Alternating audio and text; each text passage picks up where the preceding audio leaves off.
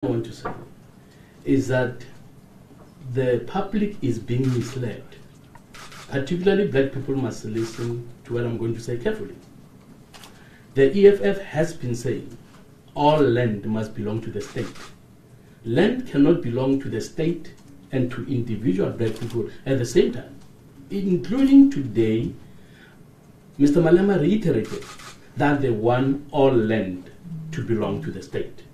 What we are saying here is that people must have access to land, people, including black people, must own land and also have title deeds.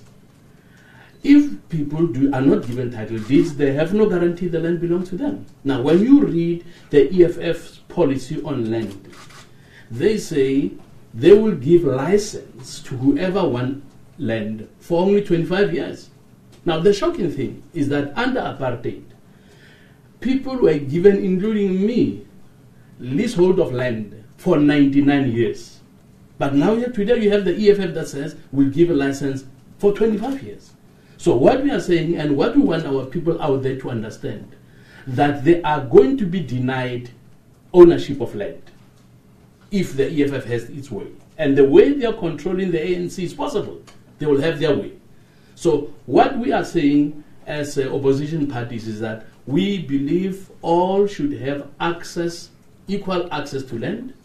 All South Africans should own land, and they should also have title deeds as proof that the land belongs to them. We do not agree with the deception that we are seeing today, and we want our people to open their eyes to what is happening. Thank you. Thank you very much, Reverend Meshu. And perhaps just to add to that is that we also have to realize today that the door has now been opened for a process where land can just be expropriated according to what the EFF wants. That door has been opened today. We will now take questions. If I could just see, yes, Mr. Gerber, and then right at the back there, and then here we'll take three at a time. Good afternoon, I'm Jan Gerber from News 24. Covering the last few weeks of at the CLC meetings, I got the impression that the opposition, the parties opposing the amendment is kind of gearing up for a legal challenge. And in your presentations, you said you reserve your rights. Is there a possibility of a legal challenge? Thank you. Thank you. Right at the back. Thank you very much. I'm Manelisi Tubasa from the SABC. Now, I was probably going to ask the same questions, that from here, where to now?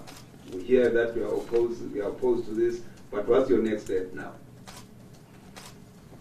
Thank you. And just right. Hi, Gay Davis, Eyewitness News. So yes, we hear your objections to the process followed by the committee. We know that the Institute of Race Relations, I believe, is gearing for a legal challenge of some form.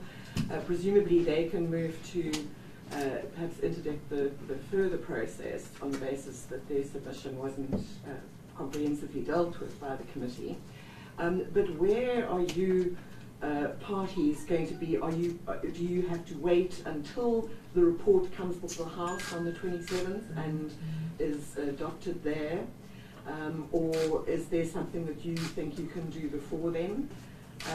And just going forward, in terms of the Constitution Amendment Bill that will have to be crafted by a committee, are you going to serve on that committee given your opposition now? How will you be able to serve on any ad hoc committee set up to craft the Constitutional Amendment Bill which will give effect to the resolution of the House? Further, would you consider a Concord challenge? Thanks. Thank you for those questions. It does seem that all three questions are basically related, and it is in terms of our way forward.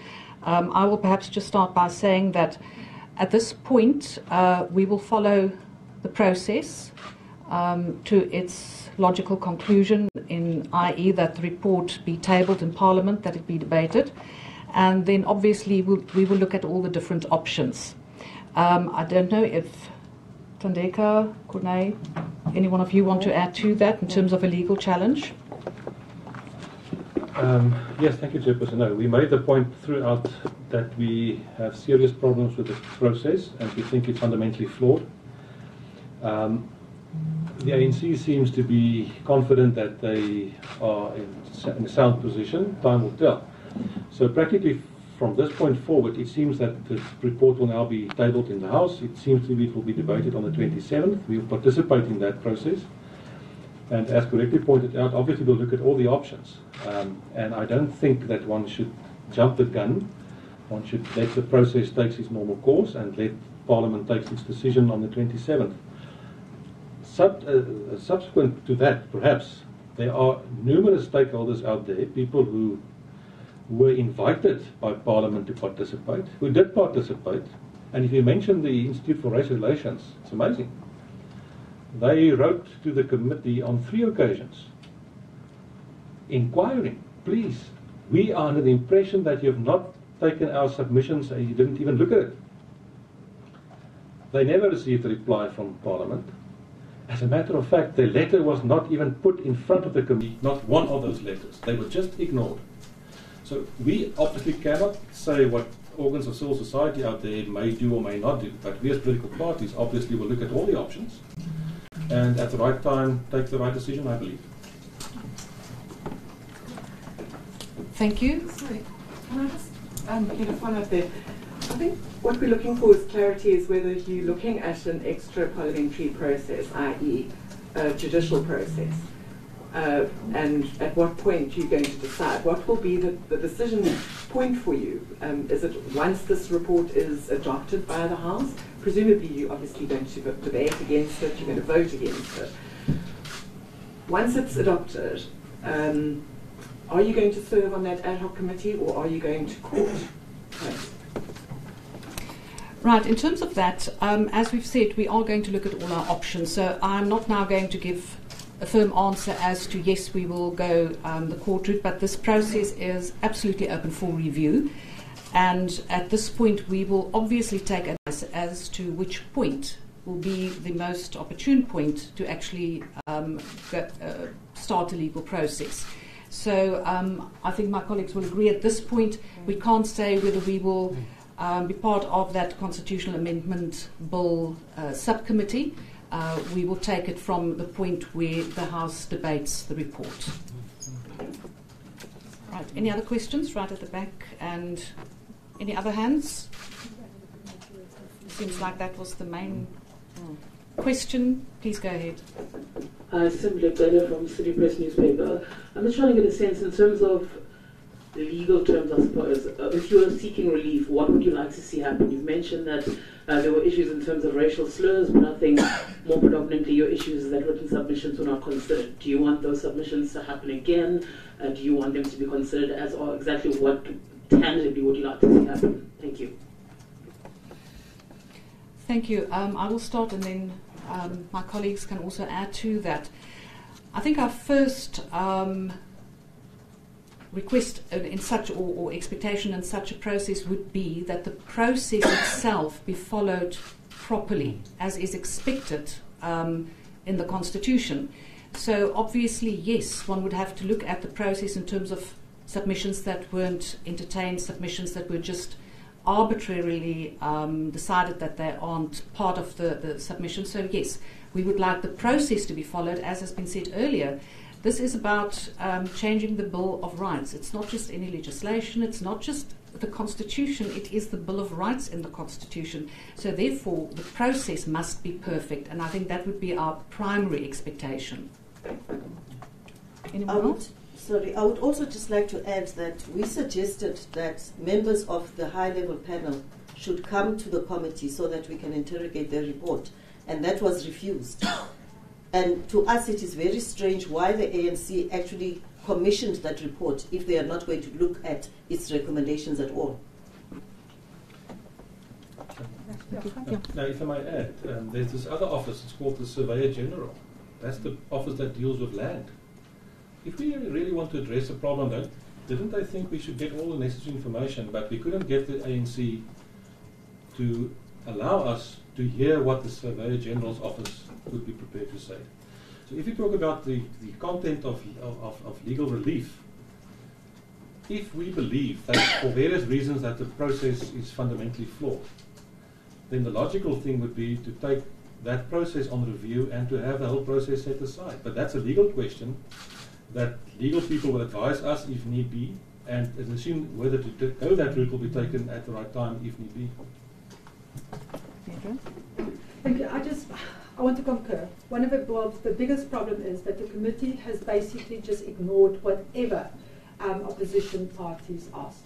Whether it was the high-level panel report, whether it was for the Surveyor General to come and address the committee, and also every single meeting, and you will know where the media was present, we said to them, we've even calculated what time it would take.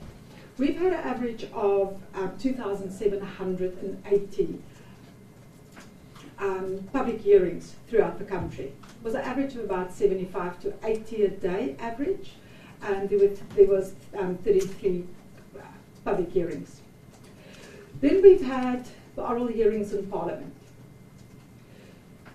And I know they said that we can go to a room to go and look at written submissions. In the room of written submissions were only hand-delivered submissions. The committee has been ignoring every single time and has rejected our request that emails must be made available. This morning, before we walked into that meeting, I again, in front of witnesses, asked the administration, how far is the process? When can we get those emails? And the answer was that IT is still trying to load it. This is now how many months later, and IT is still trying to load it. Now, just for the entire process, how can you invite and how can you invite participation and then basically deny them the right to be heard? The procedure completely was just mismanaged. But it was because they already decided on what they wanted the outcome to be. Thank you very much. Any last questions? If not, thank you very much for your attendance, and thank you also to my colleagues.